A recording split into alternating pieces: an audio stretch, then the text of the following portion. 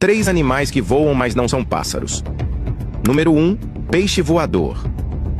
O peixe voador não voa como uma ave, mas consegue planar longas distâncias fora da água. Ele ganha velocidade nadando rapidamente e, ao sair do mar, abre suas grandes nadadeiras peitorais que funcionam como asas. Esse comportamento ajuda a escapar de predadores e pode mantê-lo no ar por vários segundos, alcançando dezenas de metros.